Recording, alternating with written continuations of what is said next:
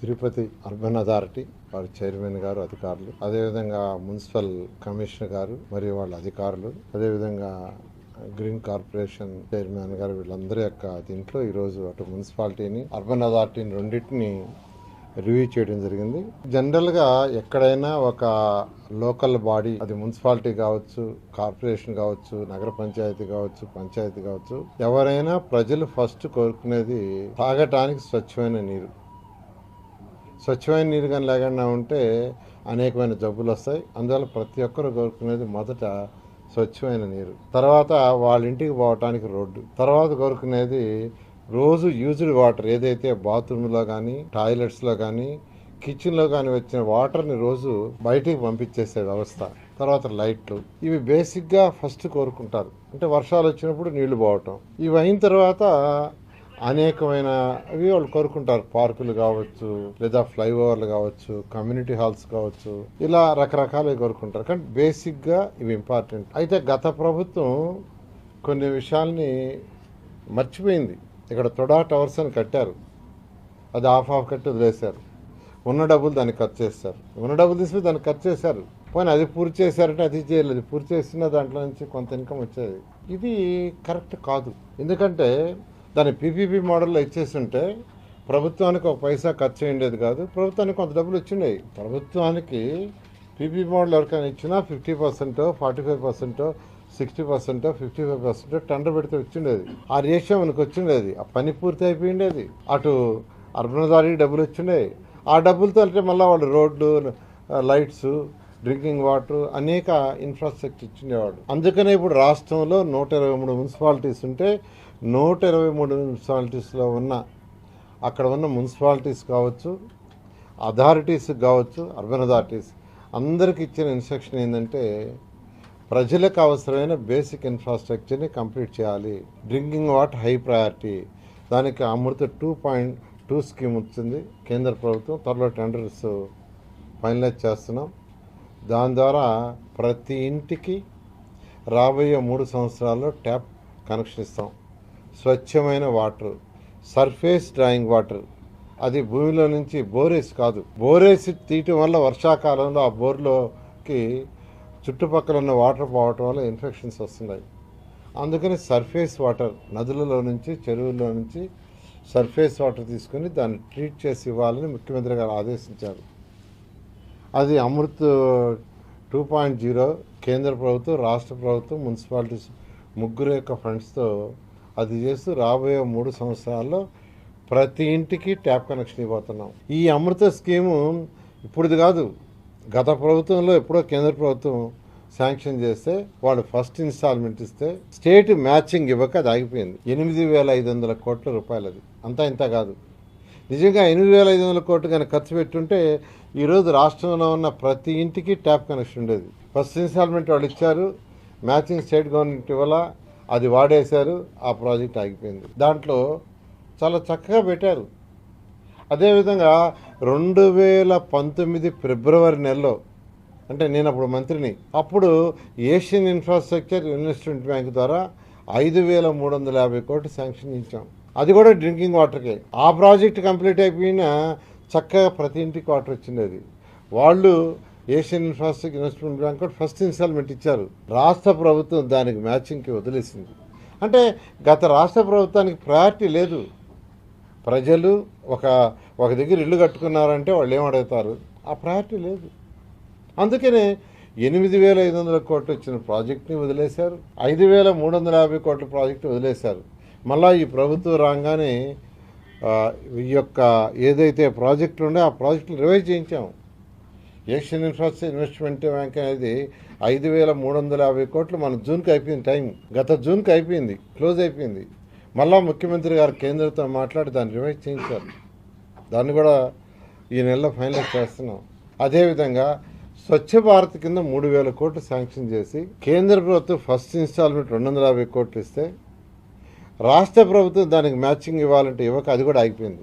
దాన్ని కూడా ఇప్పుడు రివైజ్ చేసి అన్ని మున్సిపాలిటీస్కి ఈరోజు మున్సిపాలిటీలో ఉన్న చెత్త లెగసీ 123 మున్సిపాలిటీస్లో 85 లక్షల టన్నుల చెత్త మిగిలిపోయింది. ఇది సర్ఫేస్ లెవెల్కి. మళ్ళీ సర్ఫేస్ లెవెల్ కింద 20 ఎలక్షన్ ఉంది. ముఖ్యమంత్రి గారు గత అక్టోబర్ 2వ తేదీ మచిలీపట్నంలో స్వచ్ఛాంధ్ర స్వచ్ఛ భారత్ యొక్క మీటింగ్ జరిగేటప్పుడు శనివారం నాకు ఆదేశించారు, మంత్రి గారు మీకు ఆదేశిస్తున్నాను 2025 అక్టోబర్ 2వ తేదీకి 85 లక్షల లెగసీ చెత్తని తరలించాలంటే నిన్నటి వరకు 73 లక్షలు తరలించారు అధికారులు. 73 లక్షలు పూర్తి అయిపోయింది. రేపు అక్టోబర్ 2వ తేదీకి 85 లక్షలు పూర్తి చేస్తున్నాం. చెత్త పన్ను వేశారు, ప్రజల మీద కలెక్ట్ చేశారు, చెత్త మిగిలిచ్చేసిపోయారు 85 లక్షల చెత్త. అంటే గత ప్రభుత్వానికి ప్రయారిటీ లేదు. ఒక పక్క ఎన్జిటి సుప్రీంకోర్టులు ముటికాయలు వేస్తున్నాయి, వీటిలన్నిటిని క్లీన్ చేయండి, వీటి వల్ల అనేక రోగాలు ప్రజలకు వస్తున్నాయి అంటే గత ప్రభుత్వానికి అసలు పట్టించుకోవాలా. కానీ ఈ ప్రభుత్వం రాగానే కేవలం 1 year ఇచ్చారు మా ముఖ్యమంత్రి గారు. నాకు ముఖ్యమంత్రి గారు 1 yearలో క్లియర్ చేయాలని ఆదేశించారు. దాని ప్రకారం టెండర్లు పిలిచాం. ఎంతో వేగవంతంగా 65,000 టన్నుల లెగసీని బయటకు పంపించే మిషన్లు వచ్చేస్తున్నాయి. రేపు అక్టోబర్ 2వ తేదీకి ఎటువంటి పరిస్థితుల్లో కూడా 85 లక్షలు పూర్తి చేయడం జరుగుతుంది.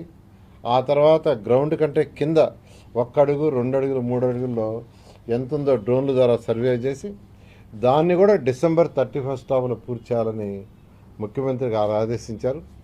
ఆ విధంగా చేసి పరిశుభ్రమైన నగరాలుగా చేస్తున్నాం. మరొకటి, ఈరోజు ఈ రాష్ట్రంలో దాదాపు 7,000 టన్నుల చెత్త ప్రతిరోజు వస్తుంది. 123 మున్సిపాలిటీస్లో 7,000 టన్నులు. డెవలప్డ్ కంట్రీస్ చాలా స్టడీ చేశాను నేను. చైనా కావచ్చు, రష్యా కావచ్చు, జపాన్ కావచ్చు, సింగపూర్ కావచ్చు, మలేషియా కావచ్చు, అష్కాబాద్, ఆస్టానా, వాటిల్లో ఎలా చేస్తున్నారంటే మెజారిటీ కంట్రీస్లో వేస్ట్ ఎనర్జీ ప్లాంట్స్ వాడుతున్నారు. వచ్చిన చెత్తను తీసుకుపోయి అక్కడ జనరల్ వేస్ట్ దాంట్లో వేస్తే దాంట్లో బర్న్ అయ్యి ఎలక్ట్రిసిటీ ప్రొడ్యూస్ అవుతుంది, మళ్ళీ ఎలక్ట్రిసిటీ వస్తుంది. అటువంటిది 2014-19లో నేను మంత్రిగా ఉన్నప్పుడు ఈ రాష్ట్రానికి ముఖ్యమంత్రి కాదు 10 ప్లాంట్లు అనౌన్స్ చేశారు, 10 శాంక్షన్ చేశారు. 10లో మేము ఉన్నప్పుడే గుంటూరు, విశాఖపట్నం అడ్వాన్స్ స్టేజ్లో ఉంటే అవి 2 కంప్లీట్ అయినాయి. మిగతా 8 గత ప్రభుత్వం వదిలేసింది. ఎందుకంటే ఈరోజు గుంటూరు, విజయవాడ పరిసర ప్రాంతాల్లో రోజు వచ్చే 1,400 టన్నులు తీసిపోయి దాంట్లో వేస్తున్నారు. అక్కడ బర్న్ అవుతుంది, ఎలక్ట్రిసిటీ వస్తుంది. ఎక్కడ డంప్ యార్డ్స్ లేవు. విశాఖపట్నం పరిసర ప్రాంతాల్లో కూడా రోజు 1,400 టన్నులు ఆ యొక్క వేస్ట్ ఎనర్జీ ప్లాంట్లు వేస్తున్నారు, బర్న్ అయిపోతుంది, ఎలక్ట్రిసిటీ ప్రొడ్యూస్ అవుతుంది. ఎక్కడ డంప్ యార్డ్స్ లేవు. అలాంటి గత ప్రభుత్వం 10లో 8 వదిలేసింది. మళ్ళా ఈ ప్రభుత్వం రాగానే మరొక 6 టేకప్ చేస్తున్నాం. దానికి కాకినాడ, నెల్లూరు, కడప, అనంతపురం టెండర్లు అయిపోయినాయి 4. మరొక 2, ఒకటి తిరుపతిలోను, మరొకటి విజయవాడ. అంటే గుంటూరు, విజయవాడ కలిపి ఆ రోజు పెట్టాం. ఈరోజు అక్కడ 1,400 ఎక్సెస్ అయిపోయింది. అందులో విజయవాడలో మరొక 1000 టన్నులతోనూ, అదేవిధంగా తిరుపతిలో ఒక 600 టన్నులతోనూ శాంక్షన్ చేసాం. అవి 2 కూడా త్వరలో టేకప్ అవుతాయి. అవి చేయాలంటే 2 సంవత్సరాలు పడుతుంది. ప్రాజెక్టు ముందుకు రావాలంటే ఎందుకంటే ఈచ్ ప్రాజెక్టు యొక్క కాస్ట్ 350 కోట్ల నుంచి 450 కోట్లు పెట్టాలి పెట్టుబడి వాళ్ళు. ఇలా ఈ రాష్ట్రాన్ని నిజమైన స్వచ్ఛాంధ్ర స్వచ్ఛ భారత్ చేయడానికి ఈరోజు మున్సిపల్ శాఖ చేస్తుంది. High priority. ఈరోజు అధికారులకి, అటు అర్బన్ అథారిటీ అధికారులకైనా మున్సిపల్ కమిషనర్కైనా ఇచ్చింది ఏంటంటే ప్రజలకి నిత్యావసరాలైనటువంటి బేసిక్ ఇన్ఫ్రాస్ట్రక్చర్, మీరు డ్రింకింగ్ వాటర్కి ప్రయారిటీ ఇవ్వండి. Next road, drains, lights. Drains అంటే రోజు యూజ్ చేసే వాటర్ బయటికి ట్రీట్ చేసి పంపించడం, వర్షాకాలం వస్తే నీళ్లు ఫ్రీగా పోవటం, దానికి హై ప్రయారిటీ అని ఈరోజు చెప్పడం జరిగింది. అదేవిధంగా ఏదైతే తొడావాళ్ళు ఒక టేకప్ చేశారో ఆ ప్రాజెక్టు ఇన్కంప్లీట్గా ఆగిపోయింది. అది కూడా రేపు జూన్కి కంప్లీట్ అయ్యేటట్టుగా ఆ కాంట్రాక్టర్తో మాట్లాడాం. అవసరమైతే కొంత లోన్ రైజ్ చేసి ఇమీడియట్గా దాన్ని జూన్కి కంప్లీట్ చేసేసి ఎటువంటి పరిస్థితుల్లో కూడా జూన్ నెలాఖరాకి తొడా ఆఫీస్ని తొడా వాళ్ళు టేకప్ చేసిన ఆ ప్రాజెక్టుని 100% కంప్లీట్ చేయడం జరుగుతుంది. అదేవిధంగా మున్సిపల్ కార్పొరేషన్ కూడా ఒక బిల్డింగు టేకప్ చేసి అది కూడా మధ్యలో ఆగిపోయింది. దాని గురించి కూడా అడిగారు. అది కూడా ఎలా చేయాలనేది ఆలోచిస్తున్నా. దానికి కూడా ఫండ్స్ ఏ విధంగా చేయాలి. ఎందుకంటే ఈరోజు ఖజానా ఖాళీ. గత ప్రభుత్వం 10 లక్షల కోట్లు అప్పు ఇచ్చేసిపోయింది. ఆ అప్పు తీర్చే బాధ్యత వద్దంటే మళ్ళీ ఈ ప్రభుత్వం అంది. ఈ ప్రభుత్వం అందంటే ప్రజలే, మనం అందరం కట్టే ట్యాక్సుల్లోనే దానికి తీరుస్తున్నాం. అట్ ది సేమ్ టైం ప్రజలకి ఎలక్షన్స్కి ముందు ఎన్డీఏ ప్రభుత్వం అనేక ప్రామిస్ చేసింది మేనిఫెస్టోలో. ఆ మేనిఫెస్టోలో ఒక్కొక్కటి తీరుస్తూ వస్తున్నాం. దాదాపు మెజారిటీ ఇచ్చాం. సూపర్ 6 ఏదైతే ఉన్నాయో మెజారిటీ అంటే పెన్షన్స్ 3,000 నుంచి 4,000 చేస్తా ఉన్నాం. వికలాంగులకు 6,000 చేసాం. అదేవిధంగా కిడ్నీ పేషెంట్స్ అంటే 10,000 చేసాం. బెడ్ మీదే ఉండి అటెండర్ సపోర్ట్ కావాల్సిందే 15,000 చేసాం. ఇవన్నీ డబ్బులుండి కాదు, మేనిఫెస్టోలో చెప్పాం, ప్రజలకు మాట ఇచ్చాం చేయాలనే ఉద్దేశంతో. అదేవిధంగా మహిళలకు 3 ఉచిత గ్యాస్ సిలిండర్లు అది ఇచ్చాం, దానికి కూడా డబ్బులు లేవు.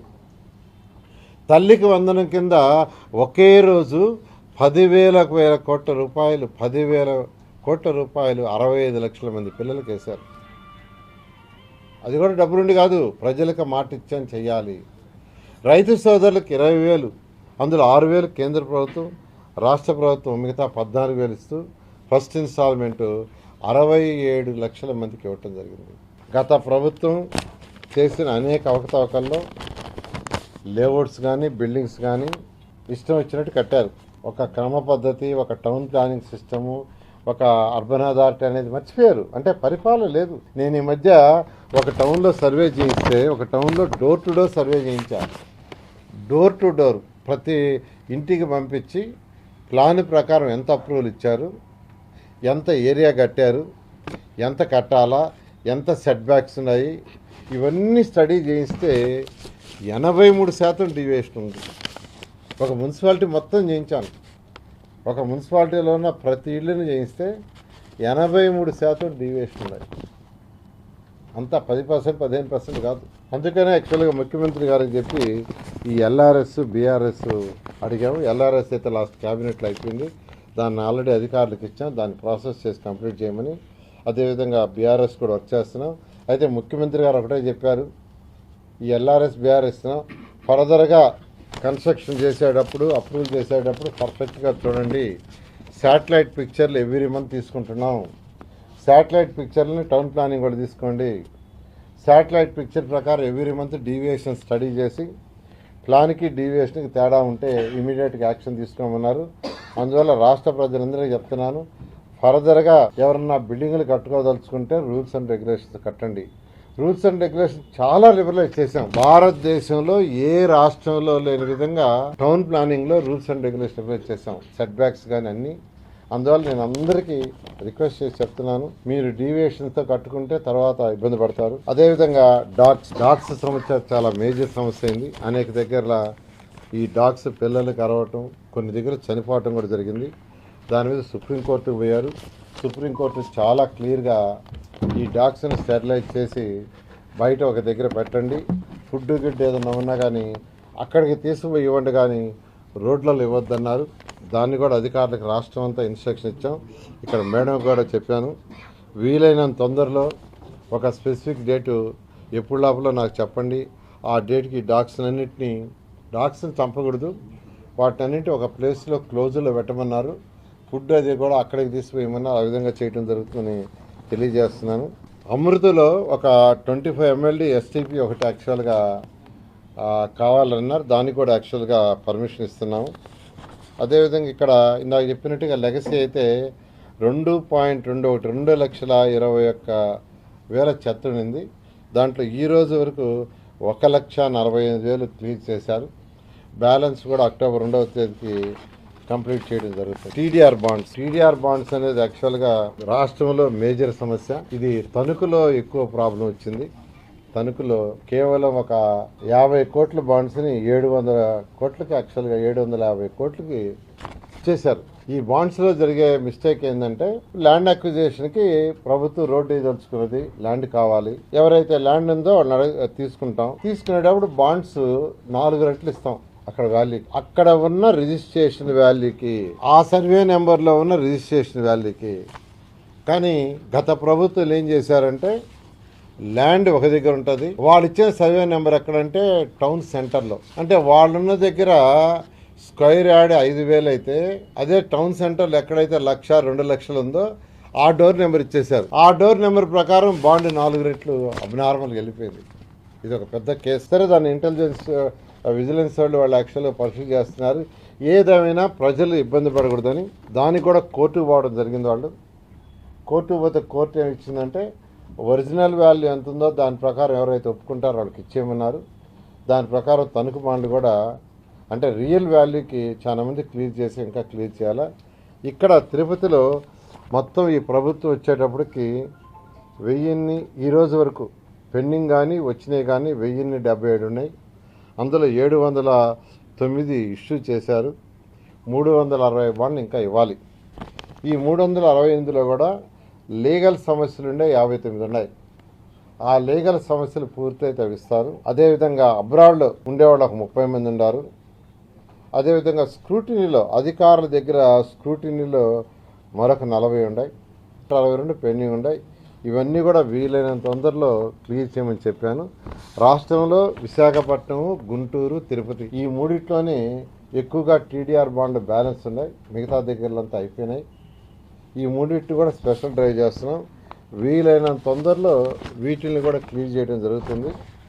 అయితే ఒకటి ప్రజలకు నేను చెప్పేది ఏంటంటే ఏదైతే వాళ్ళు షార్ట్ ఫాల్స్ వేస్తారో వాటిని వీలైనంత తొందరలో క్లియర్ చేసుకోవాల్సిందిగా నేను తెలియజేస్తున్నాను. ఈ విధంగా ఈరోజు అటు మున్సిపల్ అర్బన్ అథారిటీ యొక్క తిరుపతిని గురించి డిస్కస్ చేయడం జరిగింది. ఖజానా ఖాళీ అయినా బడ్జెట్లో ప్రొవిజన్స్ చేయలేకపోయినా ఈరోజు ముఖ్యమంత్రి గారు ఒకటే ప్రజలకు మాట ఇచ్చాం, సంక్షేమాలు చేస్తూ డెవలప్ చేయాలని చెప్పడం. దానికి ఈరోజు ఎన్డీఏ ప్రభుత్వం ఈ రాష్ట్రంలో ఉండేది, అటు కేంద్రంలో కూడా ఎన్డీఏ కేంద్ర ప్రభుత్వంతో కూడా ఈరోజు కోఆర్డినేట్ చేసుకుంటూ ఈరోజు మున్సిపాలిటీ చేస్తున్నాం. ఖచ్చితంగా రాబోయే 3 సంవత్సరాల్లో ఈ మున్సిపాలిటీలో బేసిక్ ఇన్ఫ్రాస్ట్రక్చర్ అన్నిటికీ ఇవ్వడం జరుగుతుంది.